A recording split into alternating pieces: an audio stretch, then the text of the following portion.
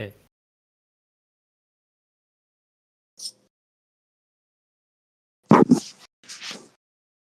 Hey, buddy, what's good? have One sec. you used Blender before? Blender, like the 3D modeling thing.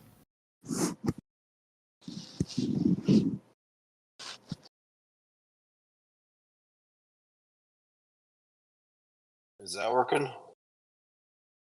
Yeah, that's working. Good old AirPods. Reliable as usual. Yeah. What's good, man? I've been doing some like 3D modeling in Blender because I have an idea. Like Blender is just this like you can make like 3D geometry and you can place lights, like colored lights around. And you can also drop into like a first person shooter control mode inside Blender and like run around the level you've created with like walls and lights. And now I have this. So now I have you can like export from Blender. You export like the 3D model and it like sort of bundles together all the geometry and the lights. And then you can import that into a library that will just run like that 3D model as like a website, so that people can like visit a website and you'd have to code the controls, like the arrow key controls and stuff. But they would be able to like run around the level as part of a website. And so my goal right now is like create some kind of like, I don't know, brutalist like architecture, like some kind of simple like temple or something like that with some nice colored lights, and then export that from the modeling application and then just wire it up so that someone can like run around as a first person shooter controller, like no gun or anything, but just like first person view and run around in the level. And once I have like that going, that this will sort of be the point where I have the capability to like create any sort of 3D scene, probably roughly like with blocks or whatever, mostly block like shapes. But that's pretty fun because there's a lot of times I think about like different architecture, like environments that I would want to sort of have the player's ability to like go through in a game. Because I think like the ultimate thing is if I can generate some like simple like procedural music, like ambient music in the background, and someone's like walking through like an interesting environment with like neon pillars and lights, uh, and it's just like an easy experience in the browser.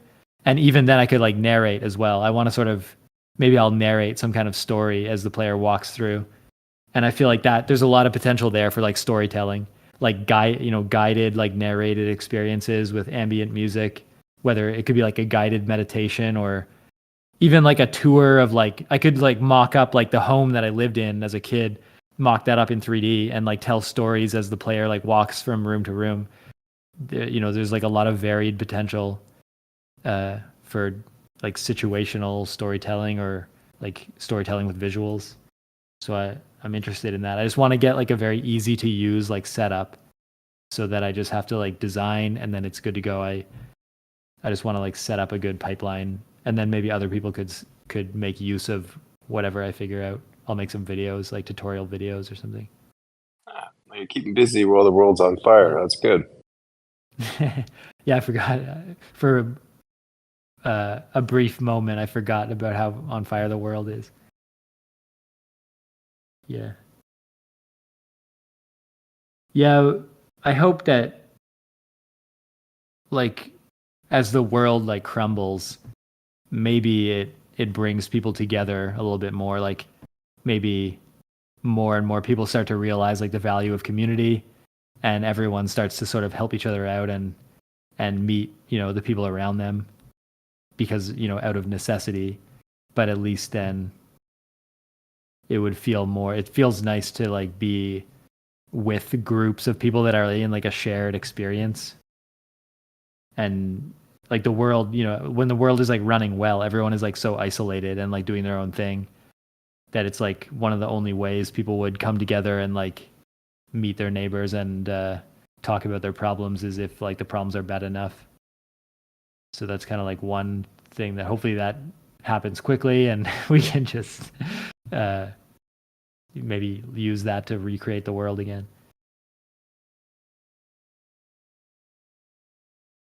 Well, I don't mind my comforts. Not gonna lie.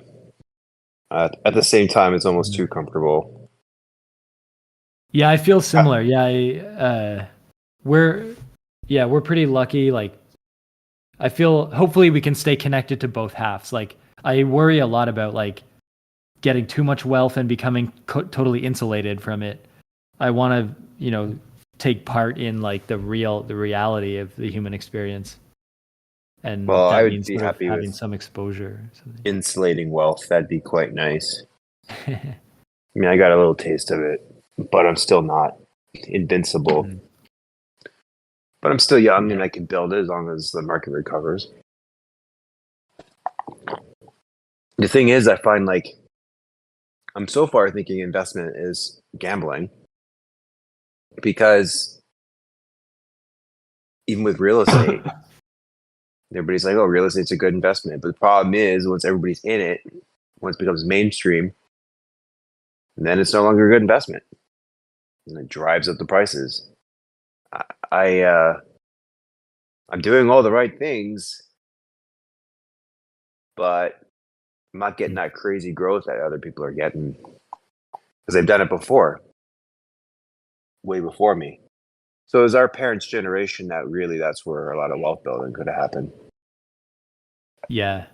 They had sort of there was something called like the New Deal that started like after like World War II, that era. Like there was a New Deal, there was a recession, and the New Deal was like it was like job creation, uh like they were paying people to like build public housing, and there was all these like investment like vehicles, and like even homes became like a, you know, everyone got was able to accumulate wealth by like buying a home and then unlocking that value. But that only was like a one generation thing. Like that all broke down, and now there aren't any like good deals to be had for free anymore. You have to like it's like a zero sum. Like you got to outsmart like other people to get ahead or something almost.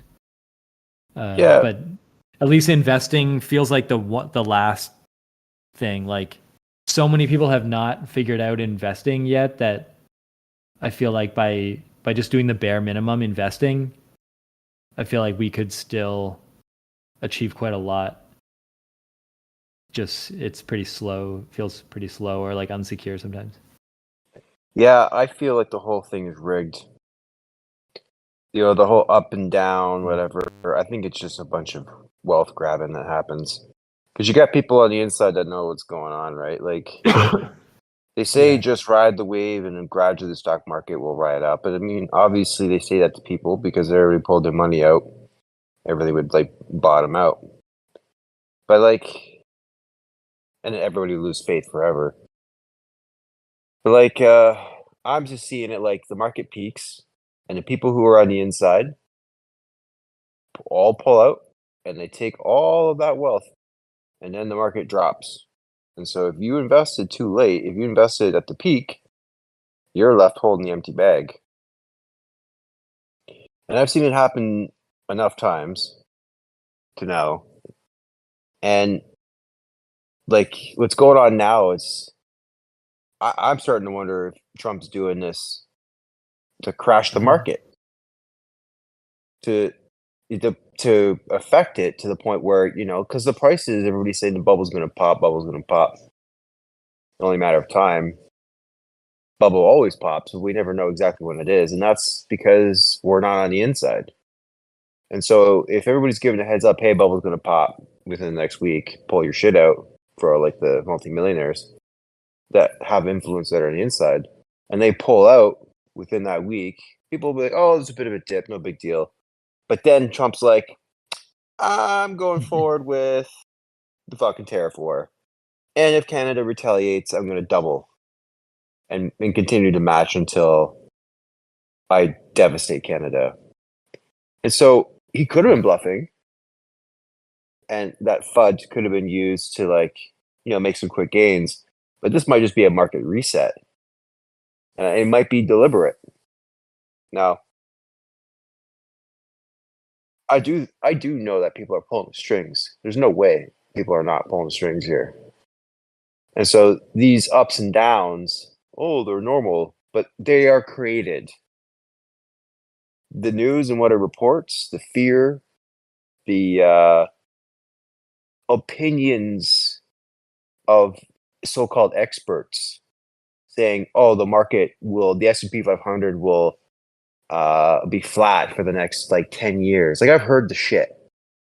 I've heard the fear, the FUD, whatever.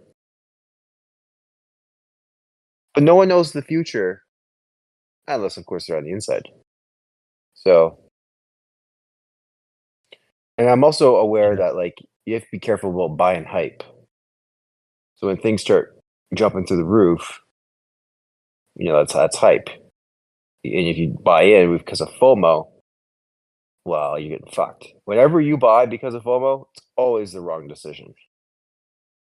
And if you do buy because of FOMO, be prepared to sell like immediately, like a day trade. You're gonna do it Yeah. because at any point it could tank once FOMO kicks in. And who was saying like watch for school teachers? I think it was the wealthy barber returns. What's Oh, his face? He's like right. school teachers, the most conservative investors. Once they start getting in, you get out because by the Mhm. time they hear about it and they think it's a safe investment, they're wrong. The school teacher indicator. Yeah, for investing, I would only look at like the S&P 500, which is like basically like the full American market index. And I would only look at the price of that.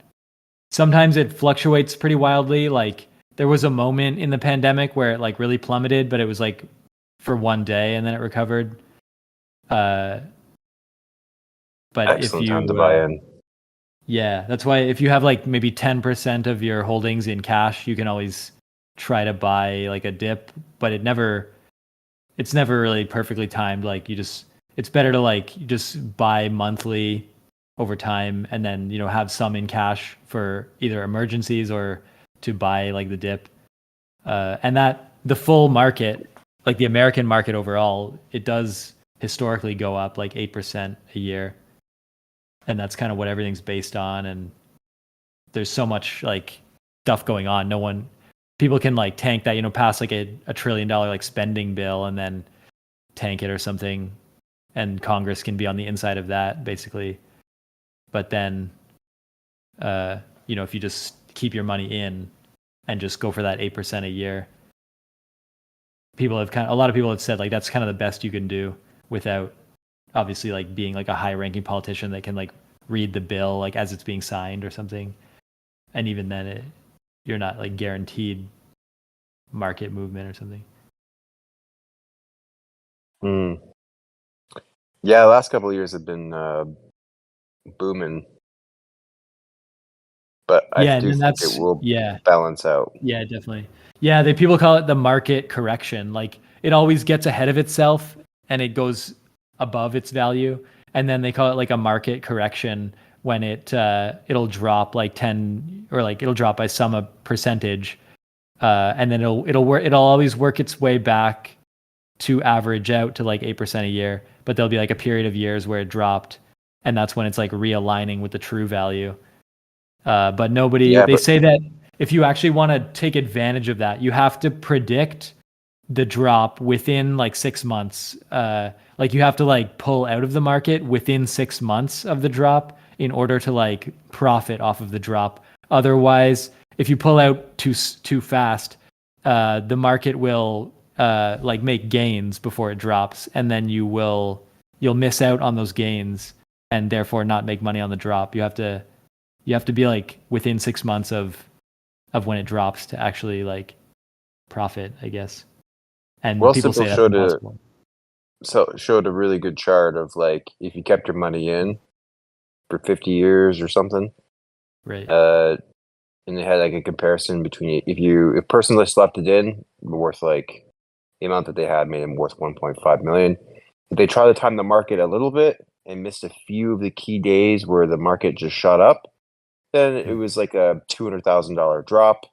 If they time the market, like try to time it a lot and failed, which they would, then it basically showed a gradual decline where it's like if you miss, like, I don't know, 50 of the best trading days out of 50 years, it was a small number. You would be left with like fucking barely any gains at all. It was crazy where it was like you missed the best trading days trying to time it, you just fucked yourself. So unless you can predict the future, don't try. And no one can predict the future. If you're on the inside, okay, you might have access to information, but the future is unknown. Yeah. People can change their minds. It's gambling as far as I'm concerned if you're day trading. And like when I do crypto, like to not have the fear of missing out, it's like I will always have a certain amount of the big coins. And if I choose to buy, it is to sell once there's a certain gain.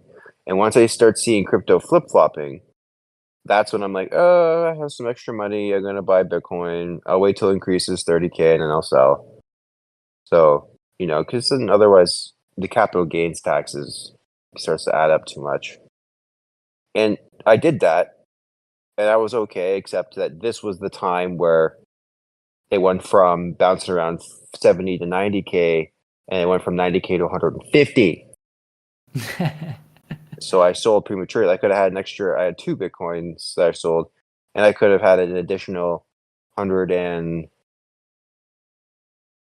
what can I do math right now?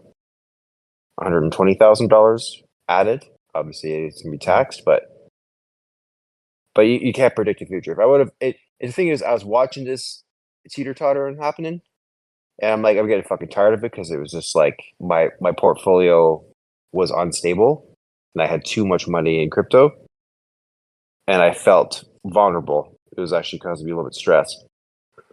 So that's why I made the call, because I'm like, I don't want FOMO. I don't want Bitcoin to hit the stars or whatever, hit the moon and miss out on that, because I do believe in its use case down the road, or at least as digital gold. But at the same time, I mean, money can be made here.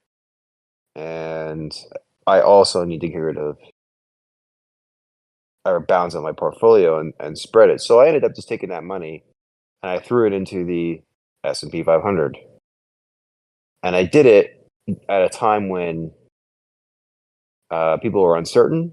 And so as soon as I did it, I put in a lot and immediately soared 10%. It was like right before the election. And so when people are fearful, be greedy, right? And guess what?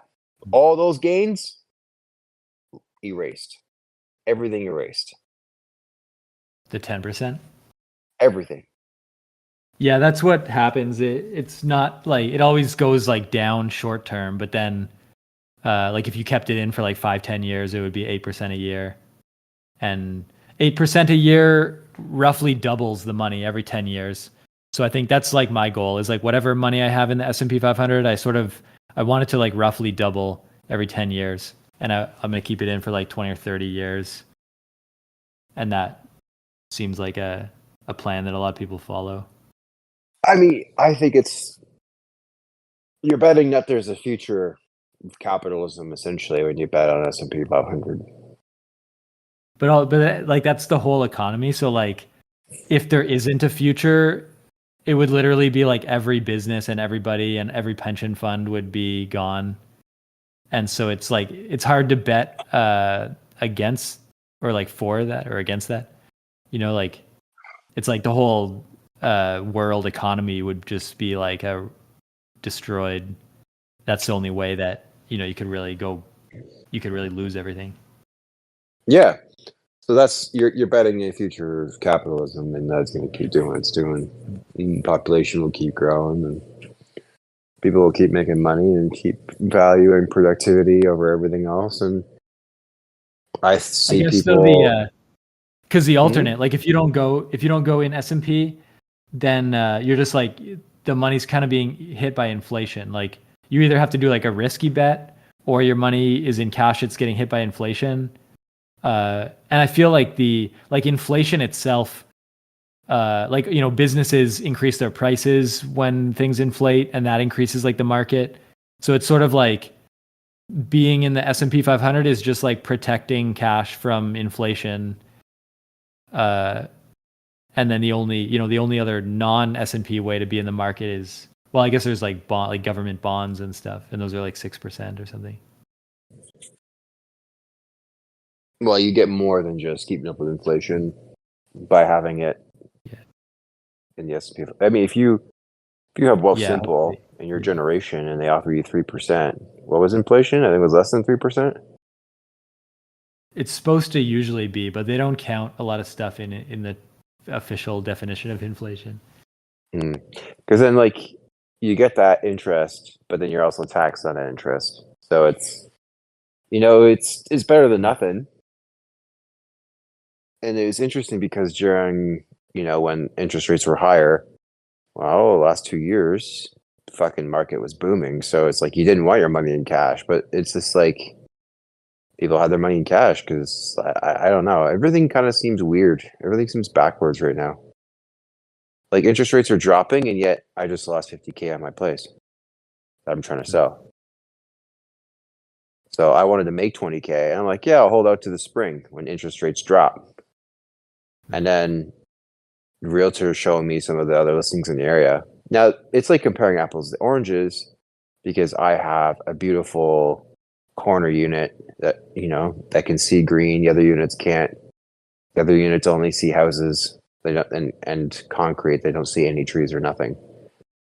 Like mine also has a lot of natural sunlight. I'm like, you know what, realtors, you have to stop looking just beyond beds and baths because the quality of the home actually matters for certain people, and they're willing to pay a little bit more. So I'm like, yeah, a similar unit sold for $475, but I mean, at the very least, I'm getting 500, which is 30K less than what I paid. But I should have at least made 20K on this place. When you think about like properties appreciating, because if I buy at 530 and I lose money in 3 years, that is an absolutely terrible fucking investment. Terrible, terrible, terrible. And the only reason why this is sort of balancing out, well, there's two reasons. I Airbnb'd the fuck out of this place illegally, where like I had the city cancel my listing on me because my board here was complaining. I made bank on that, which sort of balanced out the expenses, especially when I was away.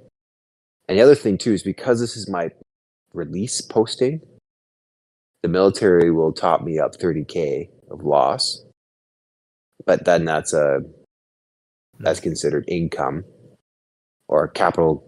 I have a capital loss, but then I have an income.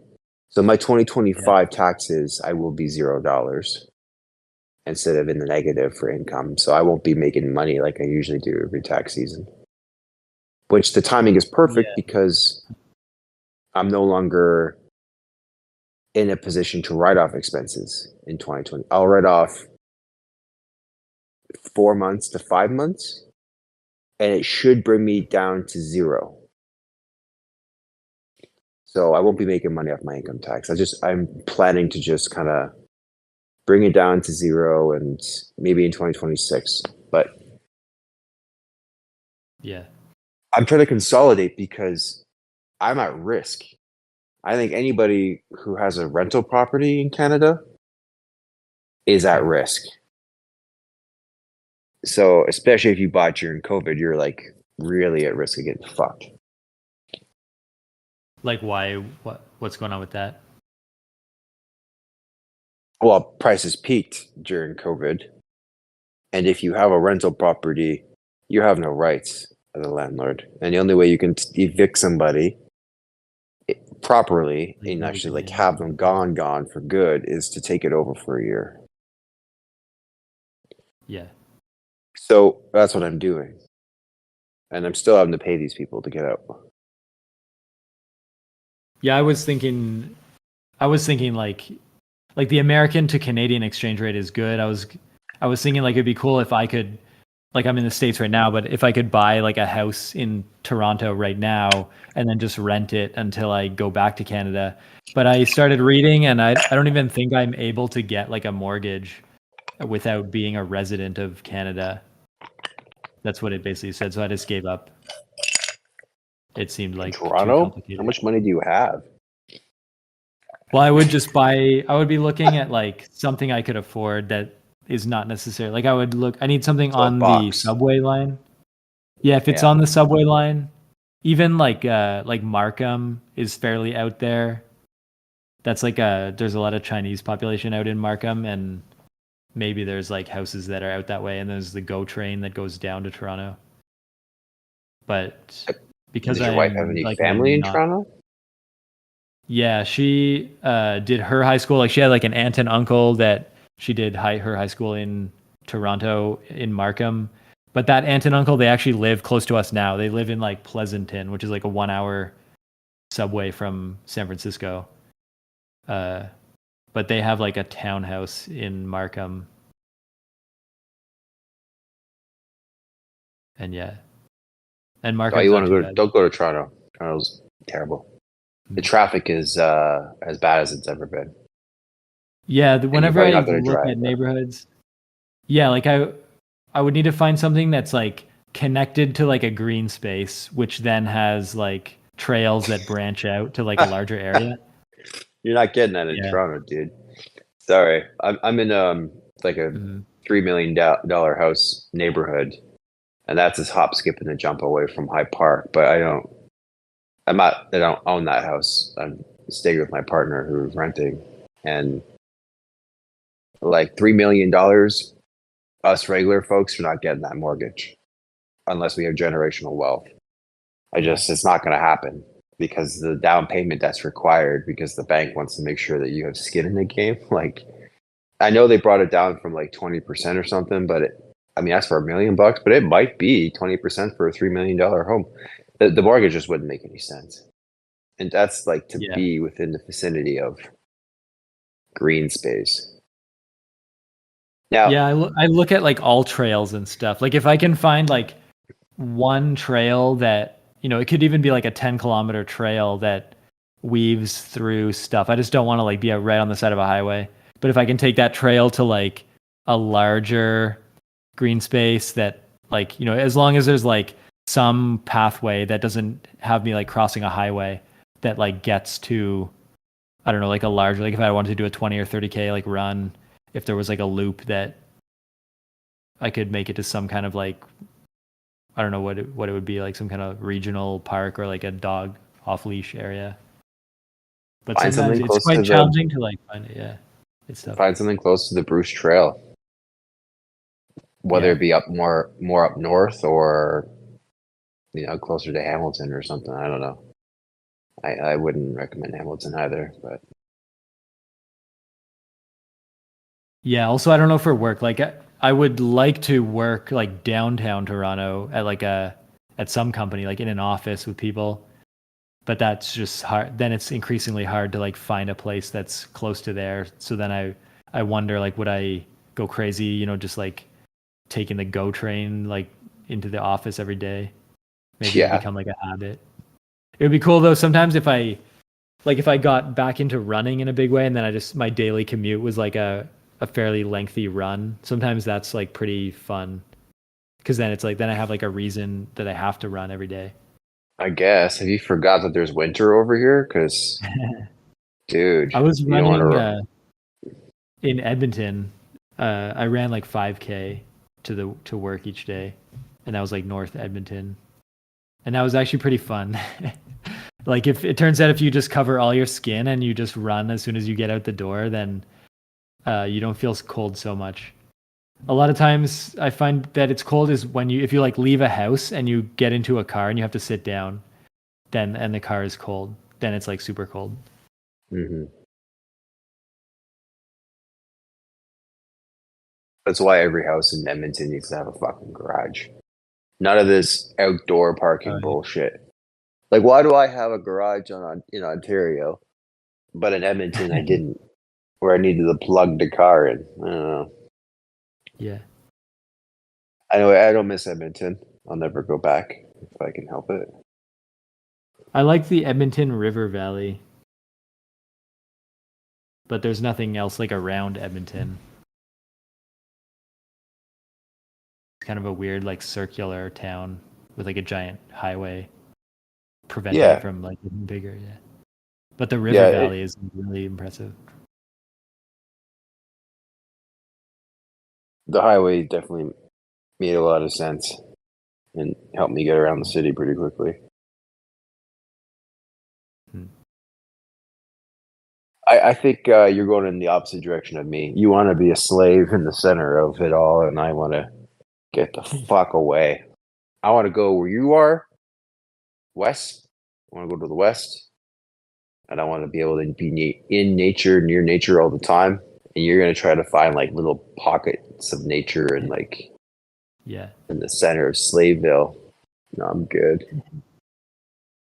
Well, if I could work like remotely, that could be a possibility. Like if I had like good internet, I was working remotely, then I could be in the middle of nowhere. But that would be like equally tough as being like, because like downtown, it's just fun to have like, yeah, it feels like there's meetup groups and events and stuff. But then you sacrifice like connection with nature. If they just built like a train from downtown to the woods, that's all they have to do. But they never do that.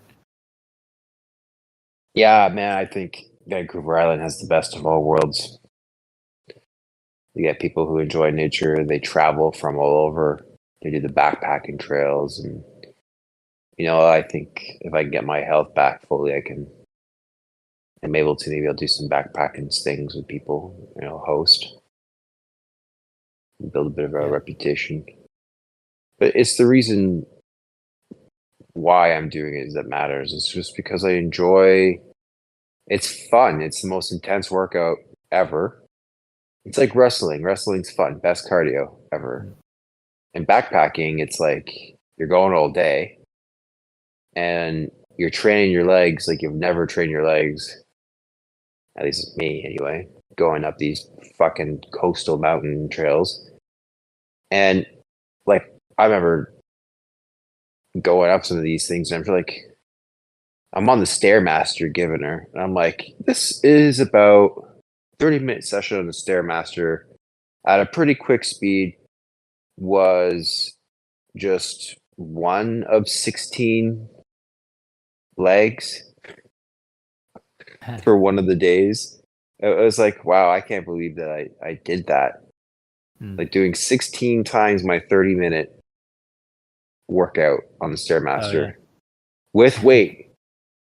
And it's just, it's a different thing. Like when you're with people in nature, yeah, I guess you got your occasional plateau and downhill, but it's fun. And because it's fun, it's not as much suffering involved. Like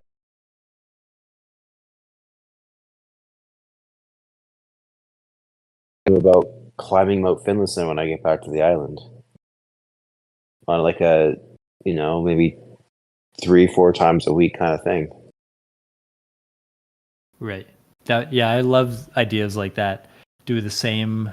Well, for me, I love doing like the same route repeatedly, X number of times a week. And just, especially if they eventually do like a race in the area, then you can like race and you end up like with a time and you can compare. Yeah, man. Do you mind if I call this call a little short? Yeah, no problem. I gotta have a chat with the so. Yeah, one thing before we go is like, what do you think about like now I have, well, at least that guy Andrew was gonna drop in like for one session in the future. Say that again. There's like a guy Andrew that maybe you know him from like RMC, I guess. He was around. I met him like he was in my program basically. Yeah. But he might drop in like maybe next week if he's free. He'll drop in and the three of us can like talk. But then I wonder about the future of this. Like, do you feel more like we should keep it like just you and me? And then if I want to like record more of these kind of conversations, should I do that like outside this like Thursday at 5 like format? Or what, like because it seems like it would get kind of chaotic if there was like a lot of people in here, and we'd almost like need some organization or something, it would be hard to keep the true, like the pure essence of like the casualness of it. The more people we add, so maybe, and the Four one-on-one max. conversation is cool. What's Four that? max. Yeah, four max. Yeah, and Yeah. it's not about being an expert or in something and flexing or. I listen to TLDR from Most Simple, and he just seems to have his questions ready to go and his witty responses. He's the host is funny, but people come prepared to talk, and they sound like you know what they're talking about, and it just feels like I don't know, conveyor belt of knowledge that's just being forced into me instead of just an organic, genuine conversation about whatever comes to mind. Yeah. So 3, 4, maybe we try 3, but you get too many If people it in happens, here. yeah. It's just have a Yeah. conversation with friends. I mean, I see 3 working. I don't know before, and also Yeah, too maybe I'll YouTube. or yeah, go ahead. Why not try like Spotify instead of just YouTube to put this thing on? Because YouTube has its algorithms, wants to pick up on attention grabbing videos, and our videos / audio recordings are not really attention grabbing. They want to cater to the ADHD, ADD people, and the algorithm will never pick up on it. So maybe the Spotify podcast section might actually like do that. So might be an option too to put it out there. Yeah, I'll look into Spotify again at some point. This Yeah. is either way though, this is still good practice. Like if we at some point in the future if we make content, I feel like doing this is at least practice for something future, if not this itself becoming something. But yeah, just wanted to give you a heads up that if other people join, I'll try to like message you with like a little blurb on who the people are, and then it'll be kind of cool though. I think if as people come to their first episode and we like meet each other on recording, that's kind of a little bit fun. Like it seems like because it's like unscripted. People are meeting each other. People are sharing their stories. Like that seems kind of fun to have that recorded at least, and then people dropping in and out and. I guess we can sort of monitor from but anyways, yeah, that sounds good. Yeah, I don't want to do the whole like host thing where Andrew Sheehan was on previously before and he brings that would insight be because impossible. he does this, and I'm like, no, I don't want to You could fucking do that. like I don't do that. Andrew, you're yeah, I back. mostly want to just like like maybe I'll sort of like write, iterate rules just to keep it casual, like rules with the intent of like keeping the level of preparation or like keeping everything casual and flowing is my goal, just so that it doesn't by like accidentally become too robotic or something. That would be bad. The only rule is that there are no rules. Yeah. That's it. Yeah. And if they want to come prepared, they're going to be doing that in vain and they'll learn their lesson the first time. If they want to talk about something specific, we're going to talk about it, and then we're going to talk about something else. Yeah. So they'll have to be prepared or not prepared for being unprepared. I don't know. I'm pretty sure they'll all be like way more intimidated though. Like, if they join, it'll be like their first time being recorded. Like, I bet you we've already gotten pretty good at like talking and ignoring the recording, but I feel like they will join and it'll trip them up. And so like it'll be like us encouraging them to be like, like no big deal, just be casual. Like messing up is like part of it. That's the idea, is to like record that authentic stuff like on tape or whatever. Yeah, man. If you want to drive that, that's cool. All right. Yeah. So next week I got a doctor's call, a psych assessment. So I might be a bit tired, a bit drained from having to bare my soul to a fucking stranger to assess me, but we'll see how it goes. I should be okay. Catch you later. Yeah, sounds good. All right, bye, buddy. Okay, bye.